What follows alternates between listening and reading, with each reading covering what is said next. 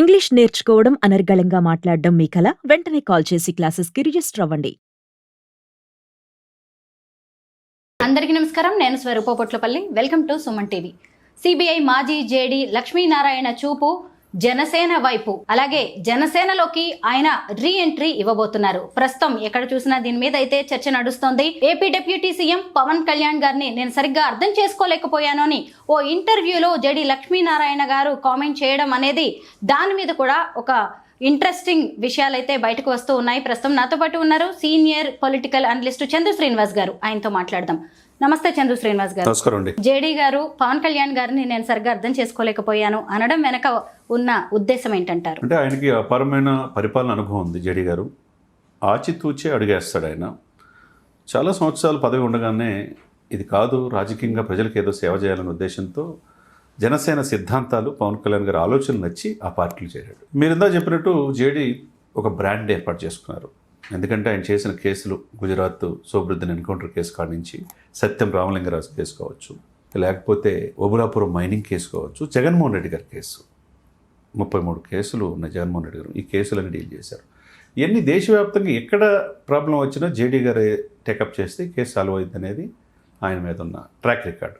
అదేవిధంగా ఈ గాలి జనార్దన్ రెడ్డి కేసు విషయంలో ఒక జడ్జి గారు 100 కోట్లకి బెయిల్ అనే దాంట్లో కూడా అరెస్ట్ చేసిన దాంట్లో ఈయనే ఉన్నాడు. మరి అటువంటి వ్యక్తి రాజకీయాల్లోకి ఎందుకు వచ్చాడు? ఎక్కువ కాలం ఉండగలడా లేడా? వీళ్ళిద్దరు కలిస్తే మిరాకిల్ సృష్టించవచ్చు అనేది ఉభయ తెలుగు రాష్ట్ర ప్రజలే కాకుండా ప్రపంచవ్యాప్తంగా తెలుగు వాళ్ళు ఆశించారు. అది తప్పేం కాదు. ఎందుకంటే ఈయన కూడా పదవికాంక్ష లేదు, రాజకీయాల్లో ప్రజలకు సేవ చేయాలని పవన్ కళ్యాణ్ గారు వచ్చారు. అదే సమయంలో ఇతను కూడా సర్వీస్ వదిలిపెట్టి వచ్చాడు. వీళ్ళిద్దరు కలిస్తే బాగుంటుంది అనుకున్నారు. అదే సమయంలో విశాఖపట్నం ఎంపీ ఇచ్చాడు 2014 ఎలక్షన్స్లో. ఎంపీలో కూడా 2.5 లక్షల ఓట్లు, 8% ఓట్స్ వచ్చినాయి. అన్ని రకాల సపోర్టు పవన్ కళ్యాణ్ గారు ఇచ్చారు. మరి ఇచ్చిన తర్వాత ఎందుకు గ్యాప్ వచ్చింది, ఎందుకు ఆయన మనస్పర్ధలు వచ్చింది, ఎందుకు వెళ్ళాడు అనేది అందరి నోట అదే మాట.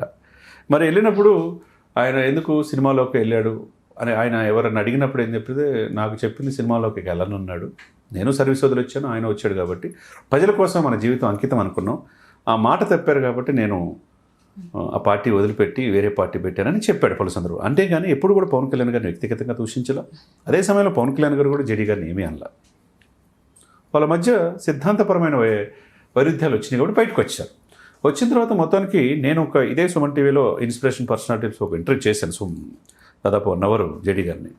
జేడీ గారు ముక్కుసూటిగా చెప్పేశాడు. ఆయన వ్యక్తిత్వం చాలా స్ట్రైట్గా నేను ఎక్స్పెక్ట్ చేయలేదండి అతనిలో ఇంత పరివర్తన. 21 తీసుకొని 21 మందిని గెలిపించుకోవడం దేశంలో ఎక్కడ చూడలా, అది అతనికే చెందింది అన్నాడు. 2 హిందూ సనాతన సాంప్రదాయం పట్ల ఆయన వ్యవహరించే తీరును కూడా ప్రశంసించాడు ఇదే సుమన్ టీవీలో జేడీ గారు.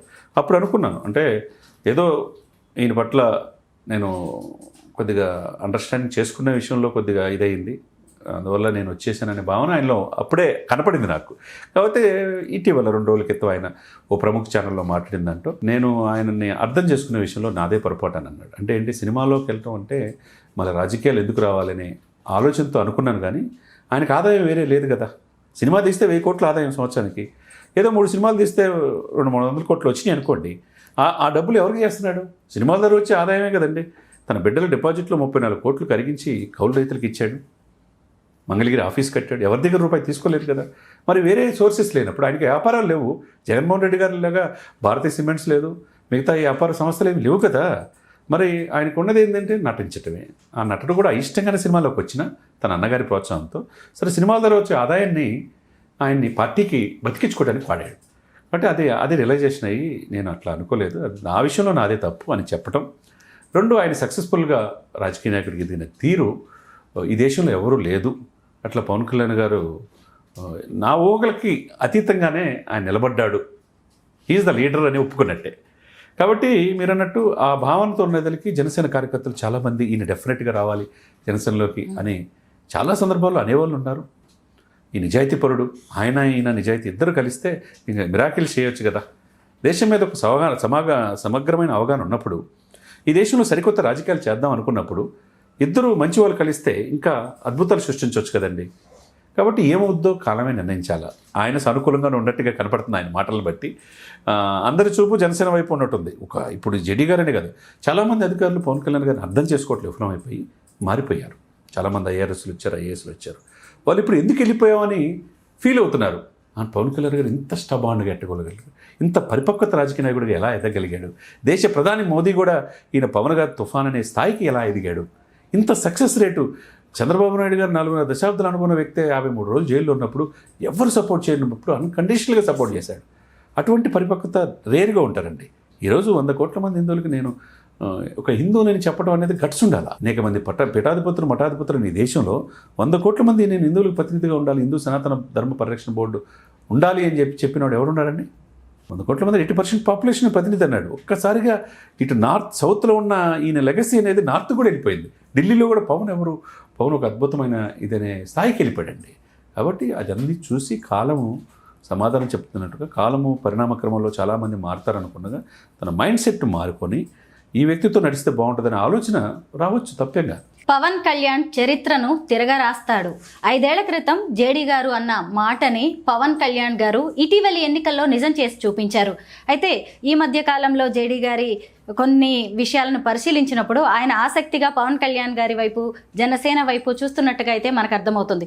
ఒకవేళ ఆయన గనక జనసేనలోకి రీఎంట్రీ ఇస్తే ఏపీలోక లేదంటే తెలంగాణలో చక్రం తిప్పే అవకాశం ఉంటుందా? డెఫినెట్గా ఉభయ తెలుగు రాష్ట్రాల్లో ఆయనకంటూ ఒక మార్కు ఉందండి.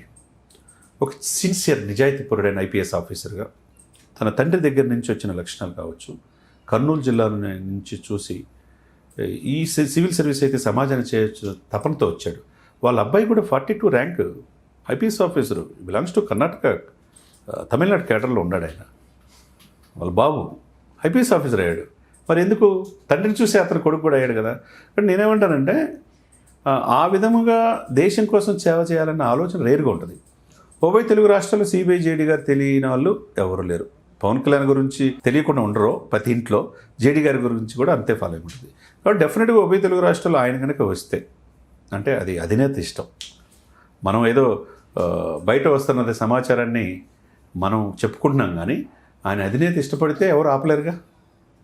అంతే కదండి.